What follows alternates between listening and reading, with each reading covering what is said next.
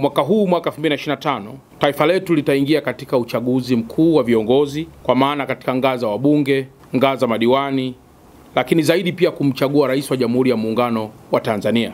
Na kwa mantiki hiyo, katika mkoa wetu wa Dar es Salaam, zoezi la uboreshaji wa daftari la kudumu la wapiga kura kwa mkoa wa Dar es Salaam limeanza rasmi leo tarehe 17 Machi 2025 na litakamilika tarehe 23 Machi 2025. Kwa maana zoezi hili litakuwa na siku 7. Ndugu waandishi wa habari, katika zoezi hili kwa ujumla yafuatayo yataambatana nalo.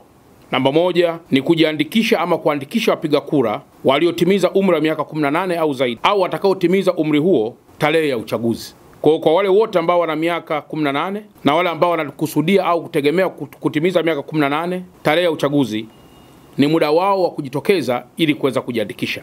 Lakini namba 2, kutoa kadi kwa wananchi ambao kadi zao zimepotea au zimeharibika.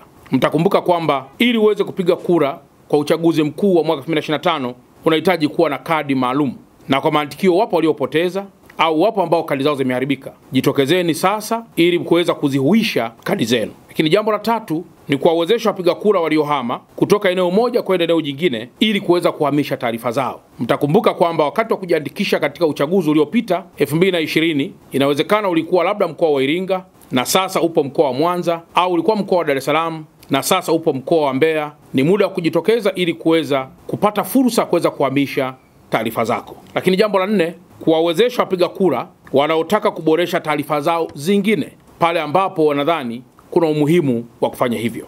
Ndugu waandishi wa habari na wananchi wote kwa ujumla, zoezi hili halihusishi hata kidogo kubadilisha kadi zilizokwisha tolewa na iliyokuwa Tume ya Taifa ya Uchaguzi kwa mwaka 2015 na mwaka 2020. Na kwa mantiki hiyo, kadi zile zilizotumika wakati huo zitabaki kuwa ni halali.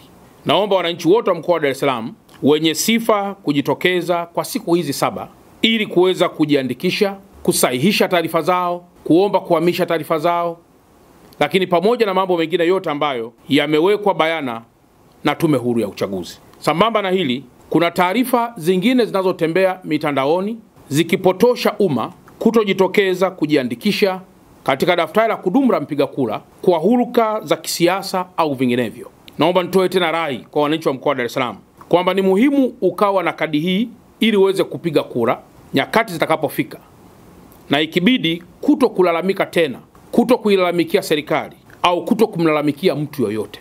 Kwa mwananchi yoyote mwenye miaka 18 na zaidi ambaye ana sifa ya kuweza kuchagua au kuchaguliwa, basi ni muda mwafaka wa kuweza kutii masharti haya yote ambayo yametolewa na Tume Huru ya Uchaguzi ili waweze kuwa na sifa hizo zote.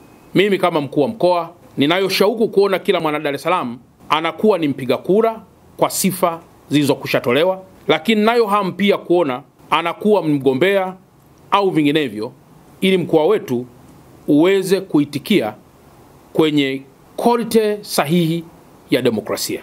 Ndugu waandishi wa habari, baada ya kusema haya yote, nawatakieni kila laheri. Endeleeni kuhabarisha Watanzania kuhusu fursa hii ambayo inatolewa na serikali, lakini hasa na Tume Huru ya Uchaguzi inayompa nafasi Mtanzania na hasa mwana Dar es Salaam kuweza kuchagua na au hata kuchaguliwa kwa mujibu wa sifa